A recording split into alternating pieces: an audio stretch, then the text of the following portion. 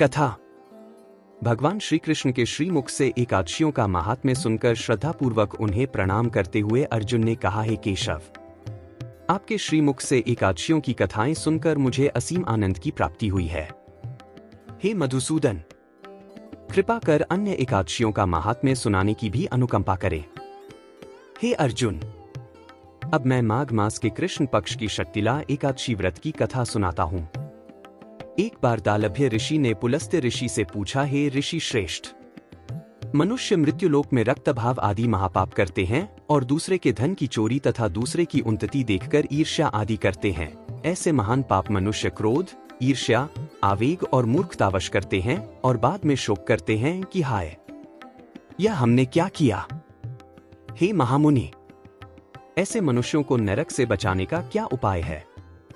कोई ऐसा उपाय बताने की कृपा करें जिससे ऐसे मनुष्यों को नरक से बचाया जा सके, अर्थात उन्हें नरक की प्राप्ति न हो। ऐसा कौन सा दान पुण्य है जिसके प्रभाव से नरक की यातना से बचा जा सकता है? इन सभी प्रश्नों का हल आप कृपा पूर्वक बताइए। दालभ्य ऋषि की बात सुन पुलत्स्य ऋषि ने कहा, हे मुनि श्रेष्ठ, आपने मुझसे अत्यंत गूढ़ प्रश्न पूछा है।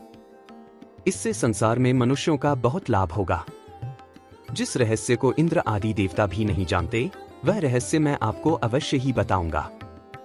माघ मास आने पर मनुष्य को स्नान आदि से शुद्ध रहना चाहिए और इंद्रियों को वश में करके तथा काम, क्रोध, लोभ, मोह, ईर्ष्या तथा अहंकार आदि से सर्वथा बचना चाहिए।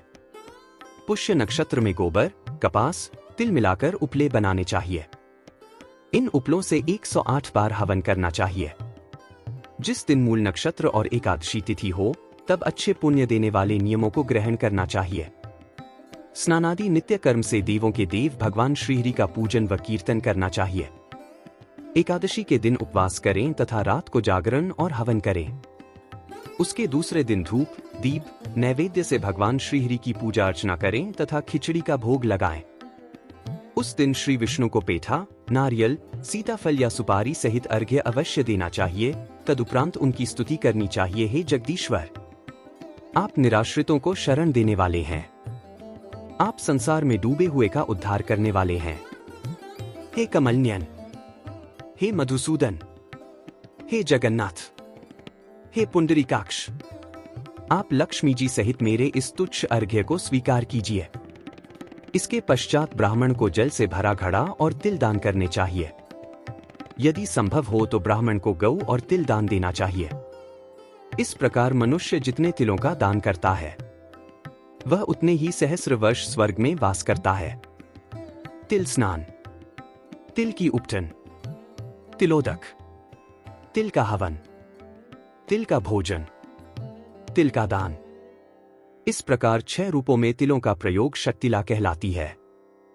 इससे अनेक प्रकार के पाप नष्ट हो जाते हैं।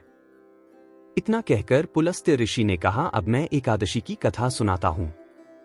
एक बार नारद मुनि ने भगवान श्रीहरि से शक्तिला एकादशी का महात्म्य पूछा। वे बोले, हे प्रभु, आप मेरा प्रणाम स्वीकार करें। शक्तिला एकादशी के उपवास का क्या पुण्य है? उसकी क्या कथा है? कृपा कर मुझसे कहिए। नारद की प्रार्थना सुन भगवान श्रीहरि ने कहा, हे नारद, मैं तुम्हें प्रत्यक्ष देखा सत्य वृत्तांत सुनाता हूं, ध्यानपूर्वक श्रवण करो। बहुत पहले मृत्युलोक में एक ब्राह्मणी रहती थी। वह सदा व्रत उपवास किया करती थी। एक बार वह 1 मास तक उपवास करती रही। इससे उसका शरीर बहुत कमजोर हो गया। वह अत्यंत बुद्धिमान थी। फिर उसने कभी भी देवताओं तथा ब्राह्मणों के निमित्त अन्न आदि का दान नहीं किया। मैंने चिंतन किया कि इस ब्राह्मणी ने उपवास आदि से अपना शरीर तो पवित्र कर लिया है तथा इसको वैकुंठ लोक भी प्राप्त हो जाएगा, किंतु इसने कभी अन्नदान नहीं किया है। अन्न के बिना जीव की तृप्ति होना कठिन है। ऐसा चिंतन कर मैं मृत्युलोक में गया और उस ब्राह्मणी से अन्न की भिक्षा मांगी। इस पर उस ब्राह्मणी ने कहा, हे योगीराज, आप यहाँ किस लिए पधारे हैं? मैंने कहा, मुझे भिक्षा चाहिए। इस पर उसने मुझे एक मिट्टी का पिंड दे दिया। मैं उस पिंड को लेकर स्वर्ग लौट आया। कुछ समय व्यतीत होने पर वह ब्राह्मणी शरीर त्याग कर स्वर्ग आई। मिट्टी के पिंड के प्रभाव से उसे उस जगह एक आम वृक्ष सहित घर मिला, किंतु उसने उस घर को अन्य वस्तुओं से खाली पाया। वह घबराई हुई मेरे पास आई और बोली, हे प्रभु, मैंने अनेक व्रत आदि से आपका पूजन किया है, किंतु फिर भी मेरा घर वस्तुओं से रिक्त है, इसका क्या कारण है? मैंने कहा, तुम अपने घर जाओ और जब देवस्त्रियां तुम्हें देखने आएं, तब तुम उनसे शक्तिला एकादशी व्रत का महात्म्य और उसका विधान पूछना। जब तक वह न बताएं, तब तक द्वार नहीं खोलना। प्रभु के ऐसे वचन सुन वह अपने घर गई और जब देवस्त्रियां आईं और द्वार खोलने के लिए कहने लगीं, तब उस ब्राह्मणी ने कहा, यदि आप मुझे देखने आई हैं, तो पहले मुझे शक्तिला एकादशी का महात्म्य बताएं।